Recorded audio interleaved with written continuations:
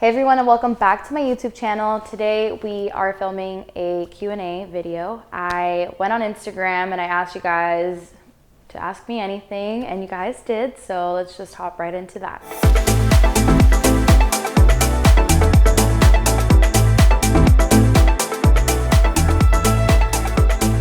So the basic question that I got, or the most basic, is when's your birthday? My birthday is February 27, which means I'm a Pisces. I was born in 1998, so that means I'm 21. Do you think college was worth it? The short answer is no. The explanation would be, I just think that, and I'm not the only person that feels this way, I spent the last 3 years in college and I just got a job 3 months ago, and I've learned more about my job in these last 3 months than I ever did the entire 3 years I was in school. And I just think that it was so useless. There were so many things so many classes I had to take and so many topics that they taught that I have not applied in real life. And I think college is a scam, but most jobs require you to have a degree. So it's kind of like, I don't think it's worth it, but you kind of have to do it. So the next question was, how did I get my job? And we're gonna try to keep it as short as possible, but I went to a career fair that was being hosted at FIU. It was journalism and communication specific, so I signed up for it. After the workshops and all the events that they had, major companies were kind of like tabling in a big conference room, and that's where I met my current assistant news director, and just had a quick little conversation. I tried to be myself. I gave him my resume, I gave him my business card, and the rest was history. Like 5 days later, I got contacted by my executive producer. I went through the interviewing process, which was a little lengthy, but about a month later, I went and toured the station, and that's when I got my job offer. I said yes, and 3 months later, I've been working at my job.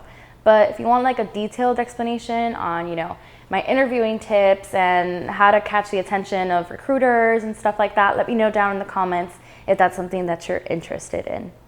My favorite flower, I want to say orchids, but I can never keep them alive. So my real favorite flowers are roses, because you can't go wrong with a bouquet of roses. They're very romantic and they come in a bunch of different colors. Vicky asked me this question and I still don't know how to answer it. What's one thing you think you do well? I don't know, sleep and complain. I've always thought that I've been a good writer, and I think that still rings true because that's literally my job. And I can prove that I'm a great writer. If you want to see this video, I think it would be really funny. I have my childhood diary and I can spill all my stories and secrets. Let me know down in the comments if you want to see that. Next question. What makes me feel loved? Besides a good old hug, talking in love languages, I've always been a person that needs reassurance. Like, I need to be told that you love me. So, I don't know this question. Like, what makes you feel loved? What makes you feel loved? This question was interesting. It was, do you know your Enneagram type? So when I first saw that, I was like, I literally have no idea what this is, but it's similar to like a Myers-Briggs personality test. So I went ahead and I took the test, and it says that I'm a type 2 person, which if I look down in my description, it says that type 2 is the helper. So they're caring, they're generous, demonstrative, people-pleasing, and possessive. And for the most part, I think that that's pretty accurate. Next question, what is your number one goal? And in general, all I really want is to be happy. Career goals, I would like to be in a top 10 market one day. Personal goals, one day I'd like to have my own family. But yeah, those are my number one goals in different settings, but still number one goals. Somebody asked me for my everyday makeup routine, and I'm not going to go into details about this because if not, we're going to be here for like 15 minutes, but the basics are, I skip primer completely because it clogs my pores. I put on foundation, put on concealer, put on a matte powder, put on eyebrows, put on mascara, put on blush, highlight when I'm feeling fancy, and some good old lipstick, and you call it a day. And that's my makeup routine. And obviously I do skincare before, but that's already a whole other 15 minutes if I get into details. This is a good question.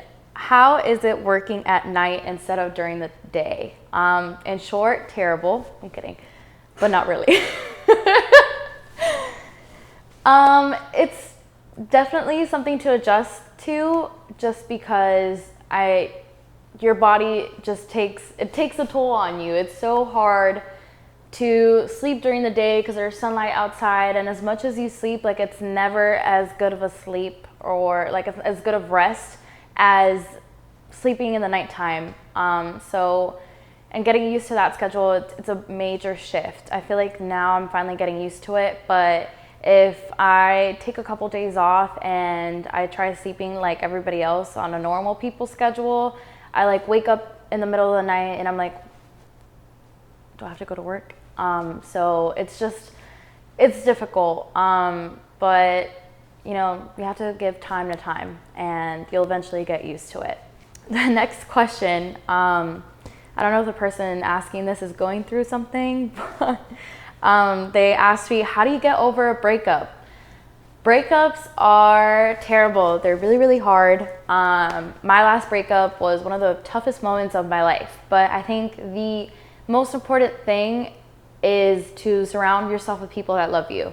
Because you're going through a breakup and sometimes you just like kind of feel like worthless, or you know, like you just really need people to pick you up, and the people that love you are going to do that for you no matter what.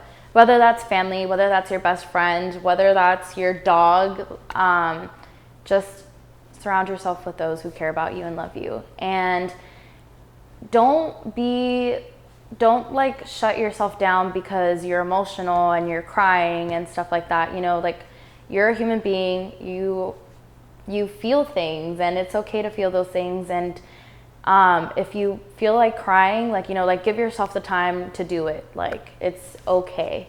And take out like any like negative energy or all of those those feelings that you have, and like manifest them into something else. So when I feel bad, whether it's over a breakup or just in general, I have a journal and I'll write out how I feel. Or if I'm frustrated and I'm angry, I'll go to the gym and I'll take it out. So that's my advice to get over a breakup.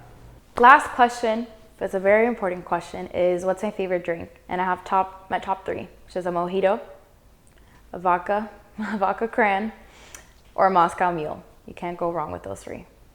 Alrighty guys, and that wraps up this video. Thank you so much for watching. Don't forget to like and subscribe, and stay tuned for next week because we got some really special stuff going on. I'm gonna be in Miami next week. My graduation's coming up, so there's gonna be a special video about that. So stay tuned and subscribe to watch it. Have a good one.